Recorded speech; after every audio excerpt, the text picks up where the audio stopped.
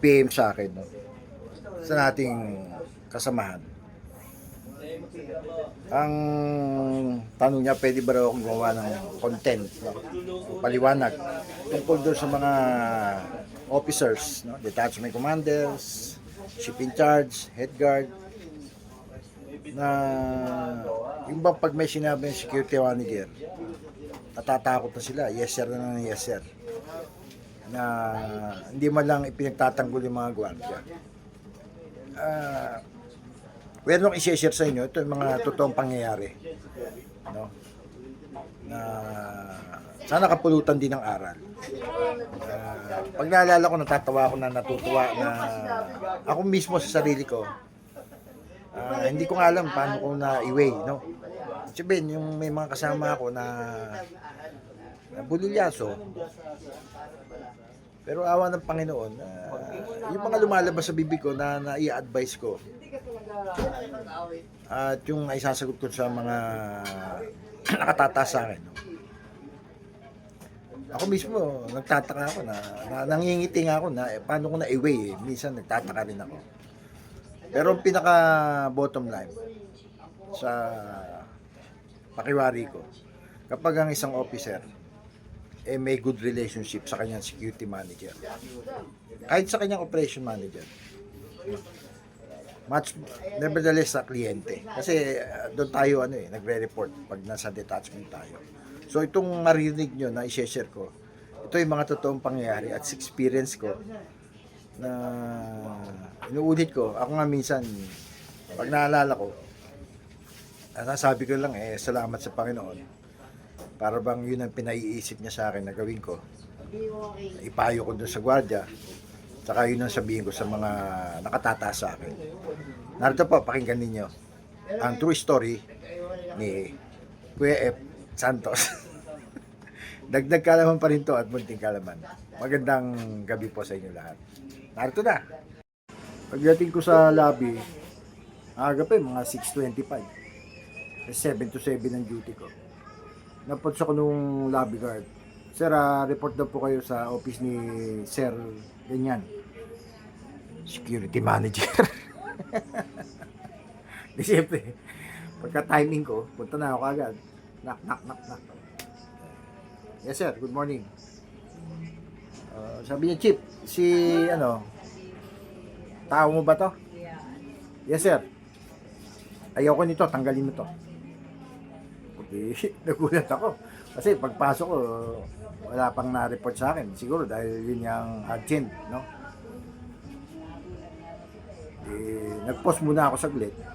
Pinatapos ko muna si sir. Then sabi ko, sir, I want to support your concern. Pero kailangan ko muna pong mag-imbestiga. Idaan muna natin sa tamang proseso para pareho naman tayong safe. Sir, meron pa po ba? Wala na, sabi niya.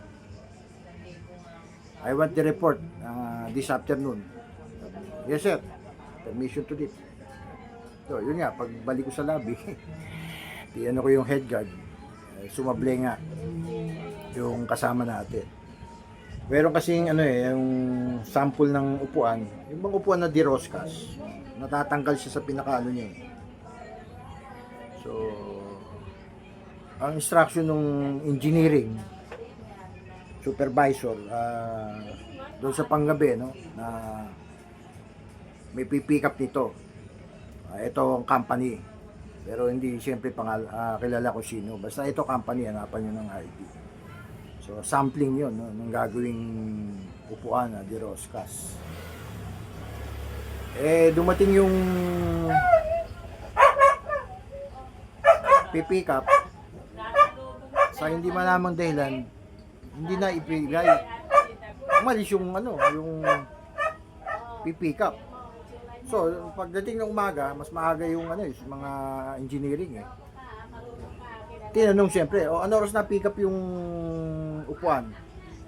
Yari, sir, hindi po na pick up. Siyempre, aga-aga magagalit yun. Bakit hindi na pick up? Sinong Hindi, siyempre, matik yan, magre-report siya sa security manager. Yun naman ang SOP, protocol. So, yun nga, pinatawag ako. So, pagbalik ko nga, tinanong ko yung head guard tsaka yung gwardiya na concerned. Inamin naman, may admission. So, ganito ka, gumawa ka ng explanation at huwag kang aalis nang hindi mo binibigayan. So, yun nga, ginawa naman ng gwardiya namin. Nag-submit siya ng explanation letter niya bago siya umuwi. Tapos sabi niya, sir, makakapasok pa ba ako mamayang gabi? Sabi ko, pumasok ka. Wala pa namang instruction. Although ako pinatatanggal ka dahil doon sa nangyari, tingnan muna natin anong magagawa natin. No? So, gagawa pa ako ng investigation base dito sa ano mo.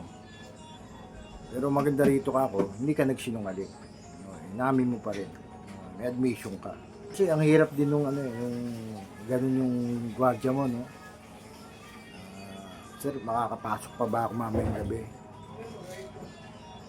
So, bilang ikaw yung pinakatatay,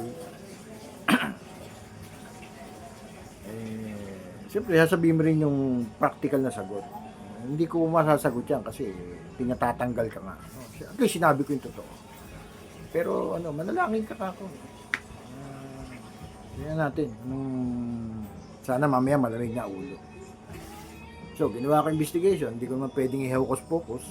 Siyempre, magbabase ako dun sa salaysay, no? Sa explanation ng gwardiya. Pag-amin siya, no? Naamin niya, humingi siya ng apology. So, nangyari. Sinabi niya kasi nag-rubing siya nung dumating yung yung pipick up nung sampling. Ngayon, nung tinatawagan siya nung gwardiya sa lobby, medyo choppy-choppy. Pag nagro-rubing kasi, inaabot ng mga 30 minutes. Siguro nainip yung sabi niya, makulit na rin yung Siyempre, baka may iba pang pipikapin. Umalis ka agad yung yung pipick up. So, may touch proof kasi yun Mag-iikot kami, touch proof. Isa-isa lang. Siyempre, hindi niya naman na-desisyon na naiwanan para lumabas. Tinuloy niya muna ang sinasabi niya pala, saglit lang, tatapusin ko yung pagta-touch proof. Dapat doon, tinawag niya yung head guard, nagpa-assist siya. So, yun yung mga pagkukulang doon. So, sinabit ko yung report nung hapon. Siyempre, yun ang order. Pagbigyan ko nun, sir, ba't may pangalan ako rito? Sabi nung security manager. So, yun nga, inulit nung security manager, ba't pipirma ako rito? Sabi ko, sir, para po pagdating sa operation manager ko, alam niya na kayo nagpapatanggal. Biglang nag-ring yung kanyang cellphone. Sinagot niya. Nakatayo lang ako. Sa niya siya, upo. So, masaya yung nila, pag-uusap nila. Matawa si sir Parang, parang na-approve yung kanyang, isang project. Ganun. So, yung mga 10 minutes. Di pagbaba niya, chief? Dahil maganda yung mood. Yun nga sir, baka pwede mamakiusap. Ano yun? Kasi sir, alam niyo naman, 4 na buwan pa lang ako rito. Nung dumating po ako, dinatnan ko na po yan si SG, Juan de la Cruz. At 2.5 years na siya rito. Ngayon lang naman siya nagkaroon ng ganyang pulilyaso. Kasi sir, kung magpapalit po ako ng tao, kamukha ko, bago pa lang ako, magtuturo na naman ako sa gwardiya. Unlike yung si SG Juan de la Cruz, 2.5 years na rito, at so happen lang na nabulilyaso at may admission naman siya sa kanyang pagkakamali at nakikiusap nga po na mapagbigyan siya. Ang ganda nangyari na. Sabi niya, sige, huwag na lang maulit yan, Chief. Saludo na ako. Kinuha ko na yung, ano ko, yung papel. Kala ko nandun ka. Tapos tinext ko yung guardia. Pumasok ka kako. So, yun, ang formation, in-advise ko rin. Sabi ko, pag nakakita mo yung sir, i-approach mo, humingi ka ng thank you, tsaka mag-sorry ka personal. So, yung mga ganun pangyayari. So, nasa ano rin yan. Timing, tsaka yung tamang approach. Pag maganda kasi yung relationship mo sa bilang ikaw officer, sa security manager, sa mga boss doon, kahit pa paano na papakinggan yung ating recommendation. Kaya ako rin sa sarili ko, natuwa ako nung gano'n na nangyari. Hindi ko akalain mangyayari yun. Pagkasabi ko lang na nakiusap ako, pinagbigyan. So, yung mga magandang accomplishment. Makalipas ang ilang buwan, tandang-tanda ako Monday, pero may flag ceremony. So, pag may Monday, nag-a-assist kami sa kasi hindi muna pwedeng paradahan yung harap. Kasi doon yung flagpole eh. So, I think parang 12 slot yun eh, no? 6 sa kabila, 6 sa kanan, no? Kaliwat kanan, tiga-6 kung di ako kakamali. So, bawal paradahan. So, nag-assist kami. So, katabi ko na naman si SG1 de la Cruz. Sabi niya sa akin, "Sir, wala akong tubig." May dala siyang tumbler eh. "Sige, bilisan mo." Sinintay na, darating yung presidente ng company. Doon sa lobby, tatawag yung security ng president na parating na, tsaka ititimbi doon sa lobby guard. Tapos yung lobby guard tatawag sa akin. Di tumawag na sa akin. Narinig ngayon ni SG1 de la Cruz. Dahil siya nakapesto ron, ako kailangan tumakbo doon sa gate dahil ako magbubukas ng gate ng presidente. Tumakbo ngayon si para balikan ako, palitan ako. Sabay tumakbo ako sa gate. Buksan ko. Number mo. Sakto, kumbaga napalitan niya ako, nakatakbo kaagad ako sa gate para buksan yung presidente, no? Kasi pagdating doon, na kagad. Direct pagbaba sa sasakyan doon. Diretso na sa sa parking, nagpa-flag ceremony. Naku, yun na namang engineering supervisor. Narinig ko sa radyo. Tinawagin yung lobby guard. 76 nga rito. Galit eh. Naku, sabi ko, ano kaya yun? May tawag na sa akin yung lobby guard. "Sir, after ng flag ceremony, punta ka rito." Ako naman, naramdaman ko na, may problema eh. Pagkatapos nung flag ceremony, report ako doon sa supervisor ng engineering. Tinawag ako, "Temo Chief, bumaha. Sino ba yung gwardiya mo raw kumuha ng tubig dito?" Alam ba, iniwan nakabukas siyang Naalala ko na nung nagpaalam nga si SG1 de la Cruz na kukuha ng tubig, yung tumbler, no? Kasi medyo malaki, ginawa niya, yung automatic niya yun, tinaas niya yung clip nung dispenser. Tumawag nga yung lady guard na parating na yung presidente. Dahil alam niya na akong tatakbo doon sa gate, nataranta, tumakbo, iniwan yung yung tubig, bukas yung yung dispenser. Sakto dumating yung supervisor, nandoon yung nila. Yung mabuti rin, swerte, nandoon malapit yung time card lock nila, kaya nakita. Pag kung di, yari, abutin na yung mga dokumento, tsaka yung mga CPU. Tsaka dahil umaga-umaga, doon yung mga kompleto yung mga janitor. So, mabilis naman na agapan. Pagbalik kong ganun, pagbalik ko doon sa parking area kasi natapos na yung flag ceremony, nag-a-assist yung kami sa mga paparada. "Sir, ano sabi?" totoo pa rin sinabi ko, pinatatanggal ka. Sir, paano yan? Wala na akong magagawa ka ako. Galit na galit sa'yo. Ganito. Ewan ko, naisip ko lang. Ganito gawin mo. Pagkatapos mo dyan, ako na muna rito. Sabi ko, puntahan mo. Akitin mo sa opisina niya. Makiusap ka, humingi ka ng tawad. Nung mapaparada na namin yung mga sakyan, kasi rakit na po, punta na po ako ron. Sige, magpakumbaba ka ako. Sige, mga 10 minutes, bumalik. Diba, paglabas, nakita ko, nakangiti. Oh, sabi ko, masaya, bakit? Oh, shit, huwag na lang doon pumawit. Alam, may mga gwardyang gano'n, napakaswerte, buenas na buenas. No? Siguro, nakatulong yung pagpapakumbaba niya. Alam mo kasi mga supervisor, mga security manager, minsan akala mo matatapang yan, pero may puso rin yung mga yan. Ayaw rin nila, nahawa rin sila sa basta magtanggal ng gwardiya. So yung mga sineshare ko sa inyo, mga real experience ko nung ako yung nasa detachment.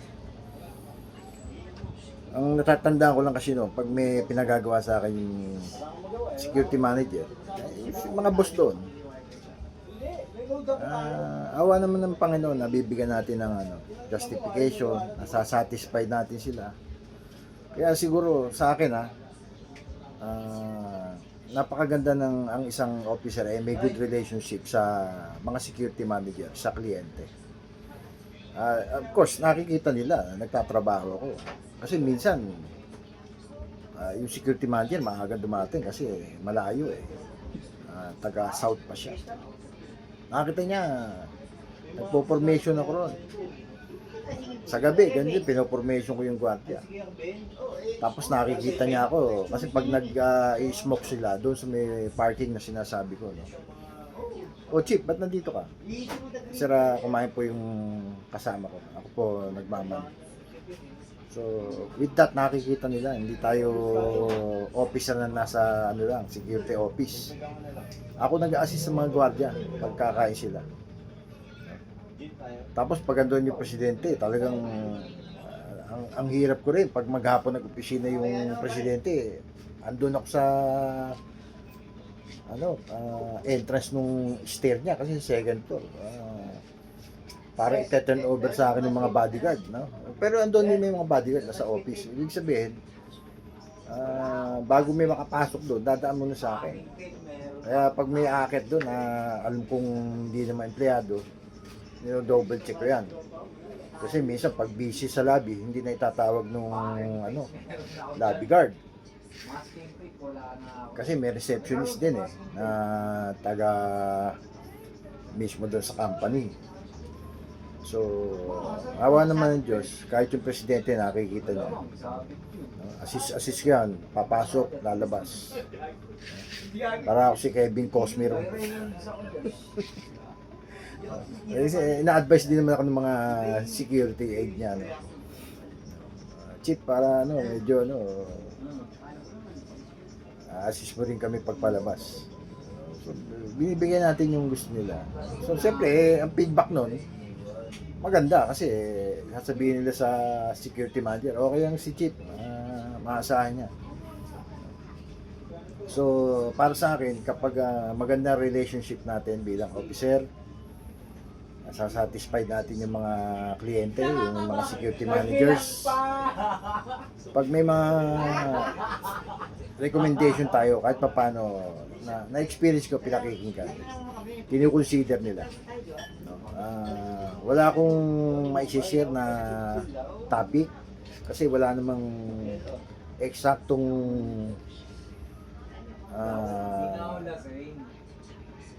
masasabi ko dyan. Eksaktong lecture. Paano yung officer hindi magiging sunod-sunuran sa security manager. Yun, una, maganda relationship mo.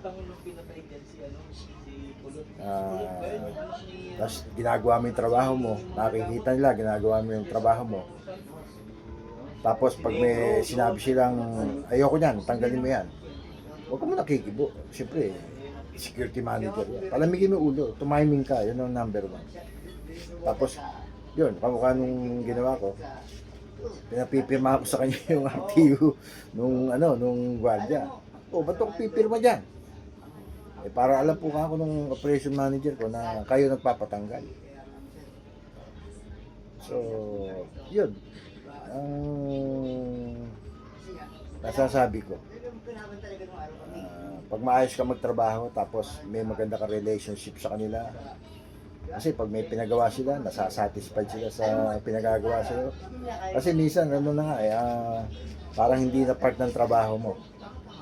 Pero bago ko gawin yun, tumatawag ako sa operation manager ko. Pag hindi nag-reply yung operation manager ko, dedirekta ako doon sa director for operation namin. Sir, hindi po kasi nag-reply yung OM ko, baka busy. Usap po kasi ako ni ganyan-ganyan.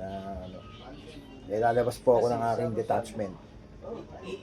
May pinagagawa po sa akin, may pinabe-verify, may pina-check.